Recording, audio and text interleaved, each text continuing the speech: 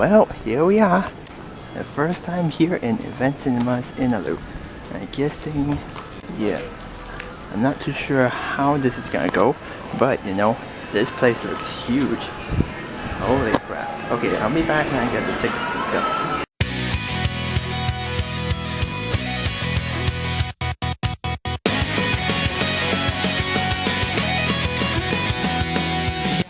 Hello everyone, this is Eugene Find It speaking, and I'm here again with my assistant.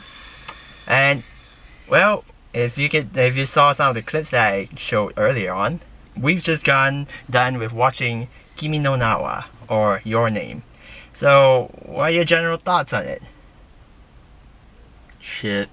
What the frick? Come on, don't do that. It's alright, I guess. Yeah, okay. We kind of had different opinions about that. Overall, it was a really, really great film. I would say one of the best anime films that I've seen in a long time. Well, I haven't seen a lot of anime films anyway, so, you know, can't really say anything about that. But there were so many things that were really well done. The story, just the different kinds of twists that they bring into that, the animation, it's just freaking awesome. It's a really well designed story.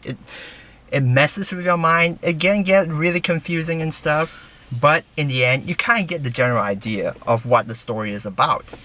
And for that, I'm really glad about that. And you know, my heart was pumping so fast, so damn fast. It was just the ending. The ending was just beautiful.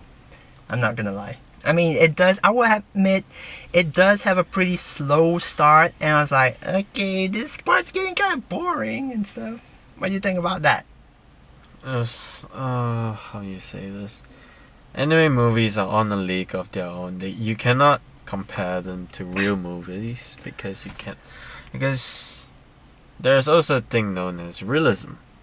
Unfortunately for this movie, there's I know. I mean, any of it. It was more focused on the spiritual side of it. I was able to accept that, and you have to look at it from a spiritual point of view. From there, it's actually a pretty good movie overall. What are the other things actually?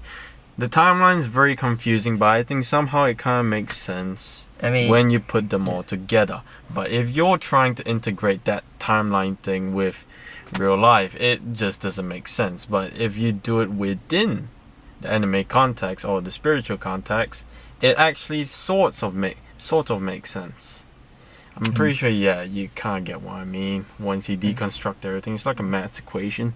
Yeah, to be honest, the movie it does play along with a lot of spiritual elements and stuff, and so it can get really confusing. I mean, some parts were like, okay, did this really happen? Did that really happen? Well, that's actually a really good way of doing it, you know. It messes with your mind and stuff, but after a while, you know, if they do it too many times and stuff, it's like, okay, this is bugging the heck out of me. I mean, I do have a bit of problems because of that, but overall, you know, I forgive them because I get the general idea. The only one part that didn't really make sense was when Mitsuha actually went back 3 years ago or did something 3 years ago. She met up with Taki on the train and passed her hair string and stuff. Like, that part I don't get, you know. I mean, I'm pretty sure it has something to do with the parallel universe or spiritual elements in that sort of form. Yeah, it's like that he passed her. That's why those like transitionings of characters started appearing, and they switched bodies and stuff. That's where it all started. Really. I mean, generally, it wasn't in the comedy aspect. It does have some comedy to it, and also like the build-up, just the build-up. I mean, overall, in time, there really isn't much to react to, but you know, it does have this build-up of like something, that twist that they reveal in the middle, and then you fear what is gonna happen and stuff. Will they make it? That sort of thing. And also like just the part where they freaking use the explosives and stuff. Yeah, the explosives involved. In fact, more than just minor explosions, there will be a big explosion, if you know what I'm saying. Overall, the way it was structured, although it was really confusing and stuff, it was just so well done. I'm not gonna lie. I am so glad I actually made it to this very rare occasion in Australia. Jesus, the times in Australia, here in Perth especially, was so terrible. There was a 2:30 session and the 7 o'clock session. So, well, we ended up with the 7 o'clock one here in Event Cinema. Lastly, I'll leave it off with like the music. Just, I swear, that's the guy who sang the Anohana opening. What do you think? It was, I think. Yeah, the Galileo Galilei or something. I'm pretty sure it was him. He sang all the songs, in fact, which is really good. I mean, I didn't really care too much about the songs because, I don't know, they didn't really all have that catchy tone to it. But I think the only one that I really liked was the one at the end. I think it was like Sukoshi Dake or something like that. He keeps repeating Sukoshi Dake, the one at the end, which is like, I don't know, it was just a really good song. And then finally, of course, we have to talk about the animation. Oh my god. Holy crap. This animation is really, really worth it for a cinema experience, because holy crap, the use of like the blend between like 2D animation and like the 3D animation and stuff is incredible. It looks stunning. It looks incredibly beautiful. What's more there to say? Like, seriously. I mean, after hearing so many good things about this show, I knew I had to watch it, and it definitely was worth it. Well, let's weigh out everything. Now, songs were good. Attention and detail was very nice. Very nice. Yeah. The animation was, it was alright, I guess. Acting, well, that was not acting, that was voice acting. Voice acting was alright. It kind of blends with the characters. Yeah, I could tell straight away that was an accent. If anybody knows, just leave in the comments saying what kind of accent was that. I'm guessing it's an Osaka accent or something. I knew for a fact that was an accent. I watched too much anime because I didn't recognize that. Story was pretty good if you're able to accept everything. Yeah, story was alright.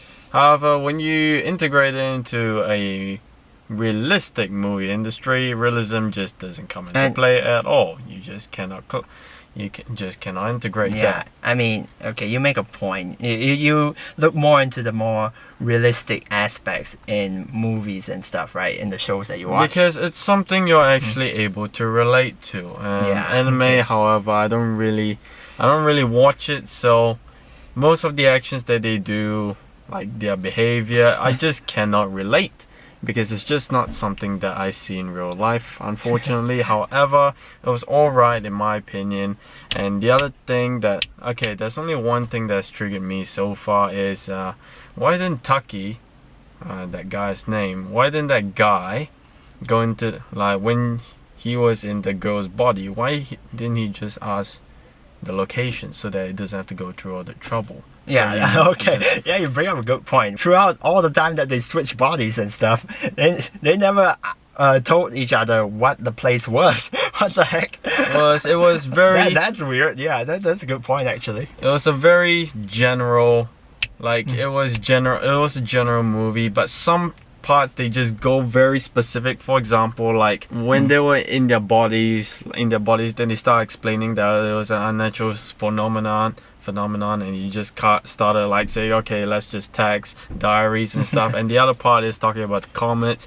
Well, the good thing is it knows when to be general, it knows when to be specific. However, I think they kind of are, I wouldn't say outdone themselves. Like, they, some parts just wasn't necessary. Like, it was very general, but at the same time, it's specific in very few things, if you get what I mean. So it was like 2 times specific, and the other 100, like it's 2 out of 100 specific, then 100, then 98 out of 100 it is general. I mean, the thing is that sometimes they do speed up on things. Sometimes they just skip through some parts, which are, they could use a bit more time to explain or explore some of the things while they were switching bodies and stuff. They kind of skip through a lot of parts and stuff.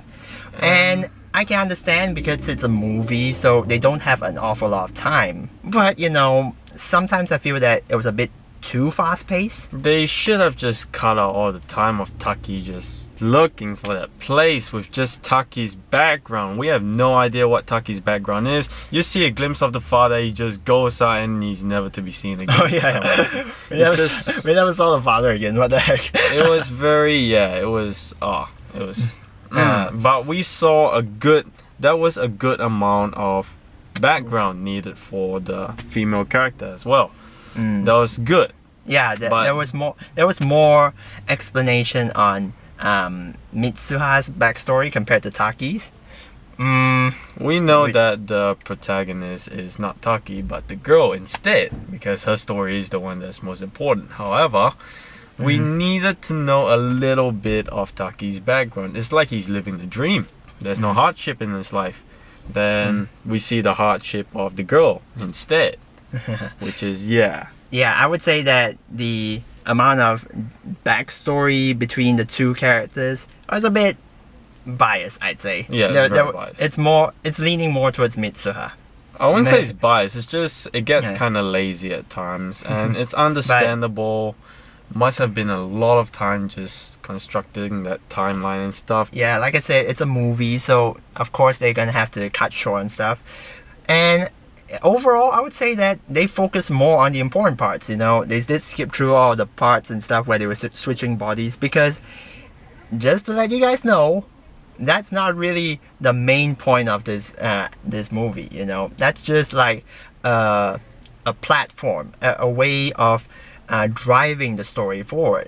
There is a bigger message behind all of that. And also, just to let me quickly point out, like, this anime was pretty good at like highlighting all the very common tropes and things you would see in anime, you know. Like the different type. For example, there was this one time when Taki and Mitsuha switched body, and so we're looking at Taki, or we're looking at Mitsuha in Taki's body, and then she was trying to figure out which form of I she should use. She said watashi at first, and then like the friends were like, what the hell are you talking about? And then he keeps switching. There's boku and then ore.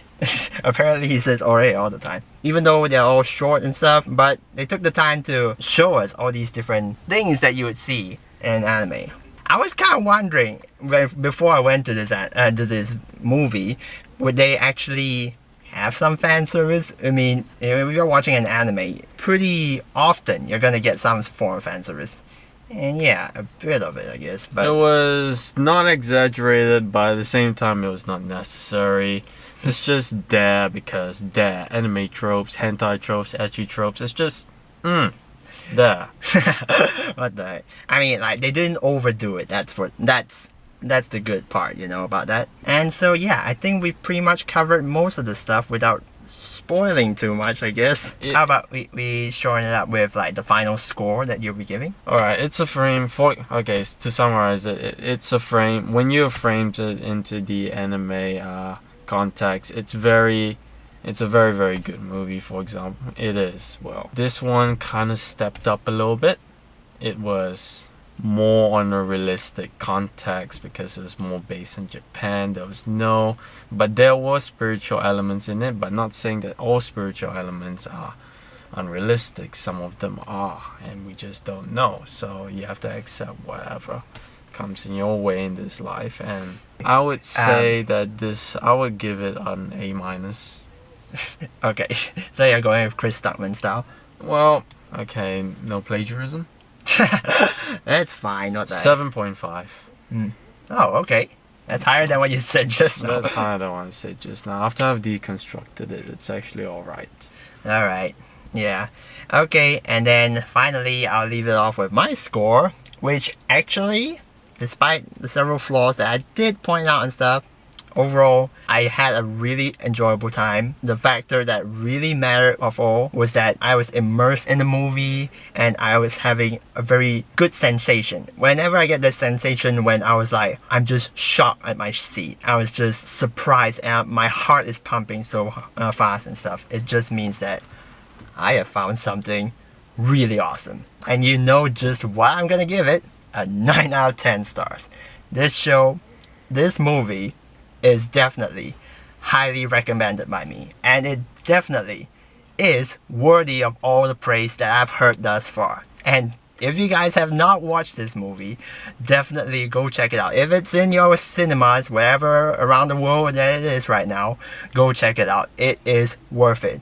Shinkai Makoto, sorry about that. Shinkai Makoto did it once again. I really want to check out his other works, like 5 centimeters per second and The Garden of Words. I don't know what's the other one, I forgot. Sorry. This one was really well done. It's just amazing. And, you know, I'm looking forward to more that he might be doing. And so I guess we'll wrap this up. Okay? Anything else you want to add to that? I think overall it's a pretty good movie. Just...